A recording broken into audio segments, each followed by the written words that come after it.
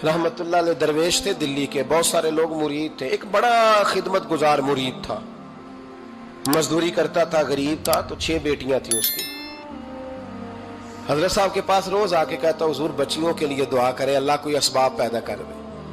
एक बच्ची की शादी का खर्चा 1000 दिनार है और मैं गरीब हूं। हजरत साहब दुआ कर देते। खानका शरीफ के थोड़े ही फासले पर, हजरत जहां बैठ के मुरीदों की तरबियत करते थे, उससे थोड़ा ही फासले पर ना एक ईसाई रहता था, बड़ा मालदार था, बड़ी सारे ऊंट, गायें, भेड़, बकरियां रखी हुई थी और हजरत शरफुद्दीन रहमतुल्लाह अलैह की बड़ी मुखालफत करता था। और ये जो आपका गरीब मुरीद था, ये उसका पड़ोसी था। एक दिन बुला के ना उनको कहने लगा कि तू किधर जाके जो है वो टकरे मार रहा है, वहां से कुछ नहीं मिलने वाला। वो तुझे क्या देंगे जिनकी खानका खुद चंदे पे चलती है, मदरसा चंदे पे चलता है, मस्जिद चंदे पे चलती है, तेरी बेटी का मामला कहां हल होगा? तो उस दरवेश ने कहा कि तू मेरे पीर को नहीं जानता, तू अजय मेरा महबूब नहीं डिठा, तो पता नहीं ना, तू इस रस्ते का मुसाफिर नहीं, तू नहीं जानता, उनका बस चले ना तो वो हर कीमत में मेरी बेटियों की शादी करा दे। अब वो ईसाई था, कहने लगा अच्छा चलो ठीक है, अगर इतनी बात है ना तो जाओ उनसे जाके कह दो कि 6 साल के लिए मेरे साथ मुआहदा कर लें, तो मेरे जानवरों को चारा डाल दिया करे, 6 साल ड्यूटी करे, मैं 6000 दिनार दे देता हूं। वो मेरे साथ 6 साल मेरे जानवरों को चारा डाले, रखते हैं ना आप चारा डालने के लिए, एडवांस पैसे दे के। अब तो लोग उन्हें भी गुलाम ही बना लेते हैं, बड़ी थोड़ी तनख्वाह देते हैं, जुल्म करते हैं, पूरा मुआवजा नहीं देते। हजरत शेख शरफुद्दीन के बारे में वो कहने लगा, जब अपने पीर से जाके कह के मेरे जानवरों को 6 साल चारा डाले, मैं 6000 दे देता हूं, तू जो कहता है हर कीमत पे जाने को तैयार है। उसने जब ये बात की तो मुरीद ने नाराज हो गया, वो लड़ाई हो गई, गिरबान पकड़ लिया, झगड़ा हुआ, बात बड़ी दूर गई। इस तरह की बात करता मेरे हजरत के बारे में, तेरे जैसे कई मैं वहां काम पे रखा दूं। जब वो बड़ी बहस हुई, बात मोहल्ले में, इलाके में फैल गई, दुनिया ने सुन ली, तो शेख शरफुद्दीन तक भी पहुंच गई। इस तरह झगड़ा हुआ है। लोग सो गए इशा की नमाज के बाद। हजरत साहब ने ना सर पे कपड़ा लिया, उस ईसाई के दरवाजे पे दस्तक दी, वो बाहर आया, फरमाने लगे लोग तो सोच समझ के मुलाजम रखते हैं, तूने भी तो सोच ही लिया होगा, तभी तो मुझे ऑफर की है। तू अपनी ऑफर पे कायम है? वाकई मुझे रख लेगा और 6000 दिनार दे देगा? कहने लगा जा बाबा काम कर अपना। फरमाया नहीं, तूने इतने लोगों में बात की, इतनी बहस हुई, तो कायम है? कहने लगा मैं तो कायम हूं, पर आपने नहीं कायम रहना। फरमाया मैं सोच समझ के आया हूं। उसने कहा आप ड्यूटी करेंगे, भैंसों को चारा डालेंगे? फरमाया एक शर्त, बस जब अजान हो जाए ना तो मुझे रब की नमाज पढ़ने की इजाजत दे देना, बाकी सुबह शाम जो तू कहेगा। अगर उस गरीब की बेटियां ब्याही जाए तो मुझे और क्या चाहिए? उसकी 6 बेटियों का बोझ है उसके सर पे, तू मुझे रख ले। अल्लाह अकबर। वो कहने लगा चले पे मेरे साथ खते बंदगी कर ले। आजकल हम स्टाम करते हैं, उस जमाने में खते बंदगी होता था, गुलामी का खत, काजी शहर के पास, यानी उसका ख्याल था कि चलो स्टाम की बात करूंगा तो भाग जाएंगे।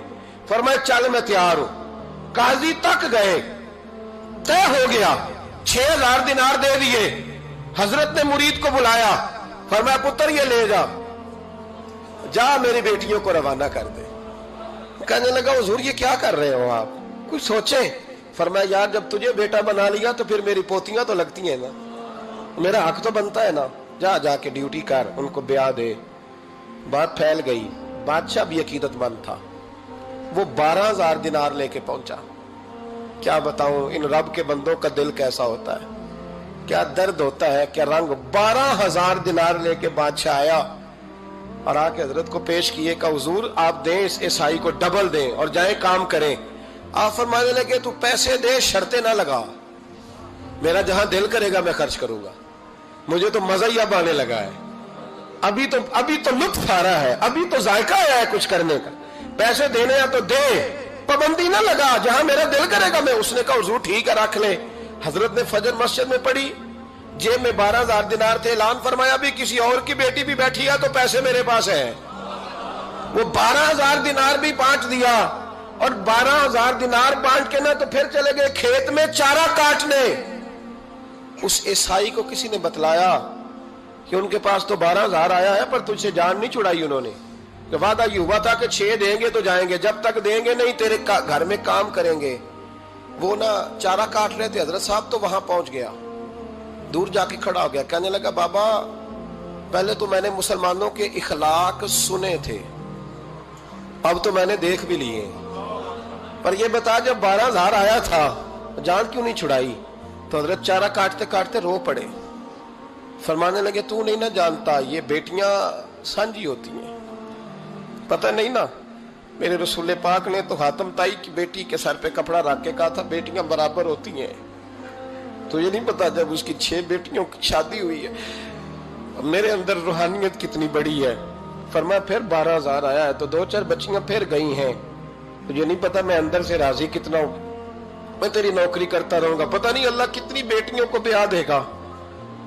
اتنا رویا وہ عیسائی کے پیروں میں بیٹھ گیا، کہنے لگا بابا میں نے تیری مخالفت کی ہے پر تیرے قریب آ کے پتہ چلا ہے کہ تو بہت اونچے اخلاق کا مالک ہے، اور اگر تیرا یہ مقام ہے تو تجھے اخلاق سکھانے والے محمد عربی کی شان کتنی ہوگی. ظالم کی بولیے جاتے نہیں لوگ جھوٹے گواہ بن کے. وکیل صاحب کو نہیں پتا ہوتا کہ یہ بندہ مجرم ہے جو میرے پاس آیا. کیا مجرموں کے وکیل نہیں ہوتے؟ بولے تو اس کو پتہ نہیں ہوتا وکیل صاحب کو کہ یہ صاحب مجرم ہے میرے پاس مقدمہ لے کے آئے. اور اگر بے ادبی نہ ہو جائے تو میرا خیال ہے قاضی عدالت کو بھی پتا ہوتا ہے کہ مجرم کون ہے اور مظلوم.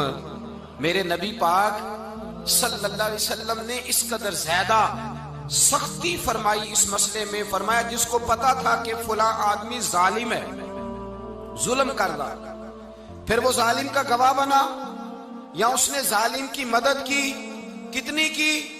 شارحین لکھتے ہیں چاہے اس نے ایک جملہ بول کے کی، چاہے ایک، سارے بولیے، چاہے ایک غریب کو اس نے ظلم کیا تو کہتے ہیں علاج یہ سی، چاہے ایک جملہ بول کے کی. شارحین اس حدیث کی شرح میں لکھتے ہیں ایک جملہ بول کے چاہے مدد کی. جس بندے نے کسی ظالم کی مدد کی کسی مقدمے میں یا کسی صورت میں اور اسے پتا تھا یہ ظالم ہے، میرے نبی پاک صلی اللہ تعالی علیہ وسلم فرماتے ہیں اگر اس نے مدد کی، ابھی ظالم کی بات نہیں ہو رہی، ظالم کے مددگار کی بات ہو رہی، اگر کسی نے ظالم کی مدد کی تو حضور فرماتے ہیں خدا بھی اس سے بری و ذمہ ہے، رسول بھی اس سے بری و ذمہ ہے. سنبھال کے رکھے اپنی نمازیں، قربانیاں، حج، زکوٰۃ سنبھال کے رکھے. اگر ظالموں کا مددگار ہے، الیکشن آ لینے دے، آپ کو نظر آ جائے گا کون کون ظالموں کا مددگار ہے، نظر آ جائے گا. اپنی جیب سے لوگ پیسے دے کے ظالموں کی مدد کریں گے، ان کے فلیکس چھپوائیں گے، بورڈ لگوائیں گے، جیبوں سے پیسے دے کے. ہم نے خود آگ لگائی ہے چمن میں اپنے، بے سبب گردشی ایام کو الزام نہ دو. ہم نے خود نور کا ظلمت سے کیا ہے سودا، کر کے توہین سحر شام کو الزام نہ دو. ظالموں کے مددگار میدان میں آ گئے. یہ چھوٹا لفظ نہیں، میرے حبیب پاک صلی اللہ علیہ وسلم نے فرمایا جو ظالم کا مددگار ہے سن لے جو سجن کے ساتھ کچہری جاتا ہے، وہ یاد رکھے جو دوست کا گواہ بنتا ہے، وہ یاد رکھے جو کہتا ہے میں مانگی گیا تھا، مجھے بلایا گیا تھا قبضہ چھڑانے کے لیے کسی غریب بیوہ کی جائیداد پہ، وہ سن لے تو مدد کر کے نہیں آیا، تو خدا کے ذمے سے نکل گیا ہے. رسول پاک نے فرمایا تیرا میرا تعلق ختم ہو گیا، تو ظالم کا مددگار ہو گیا. پھر تو کہتا میں بے چین ہوں، میں بے قرار ہوں، میں آزمائش کا شکار ہوں. پلٹ کے دیکھ تو صحیح تیرا گناہ کتنا بڑا ہے. میرے نبی پاک صلی اللہ علیہ وسلم کا ایک اور فرمان سن لیں، ابن ماجہ ابو داؤد میں موجود ہے. اس حدیث کو آپ نے یاد کر لینا ہے. کر لیں گے انشاءاللہ؟ سارے کہیے انشاءاللہ کر لیں گے یاد. حضور صلی اللہ علیہ وسلم نے فرمایا اگر تو ظالم کی مدد کرے گا نا، یہ لفظ دل کی تختی پہ لکھ لینا، یہ مکافات عمل ہے، مکافات عمل دنیا، ادھر کرو گے تو ادھر بھرو گے. فرمایا اگر تو کسی ظالم کی مدد کرے گا، سن لے حضور کا فرمان ہے، اگر تو ابن ماجہ ابو داؤد سیاہ میں موجود ہے، فرمایا اگر تو کسی ظالم کی مدد کرے گا تو رب تعالیٰ مرنے سے پہلے تیرے اوپر بھی ظالم کو مسلط کر دے گا. تیرے اوپر بھی ایک دفعہ ظلم ضرور ہوگا اگر تو ظالم کی، وہ کسی صورت میں بھی ہو سکتا ہے، کسی صورت میں بھی تیرا بیٹا ہی اٹھ کے ظلم کر دے گا، تو الجھ جائے گا، کسی نہ کسی جگہ تیرے لیے تباہی کا سامان ہوگا، تیرے اوپر ظلم ہوگا، اس لیے کہ تو ظالموں کا مددگار ہے. چاہیے یہ تھا کہ تو مظلوم کی مدد کرتا، انسانی ایمانی یقین کا فریضہ سر انجام دیتا، تو ظالموں کا مددگار ہو گیا. ٹٹول کے دیکھ لیں، رزلٹ نکال کے دیکھ لیں، ہمارے زمانے میں ظالموں کے مددگار زیادہ ہیں. اتنی لمبی زبانیں نکال کے ظالموں کی مدد کرتے ہیں. بڑے بڑے کالم نویس اللہ نے انہیں قدرت دی لکھنے کی، تو اپنا قلم ظالموں کی مدد میں خرچ کرتے ہیں۔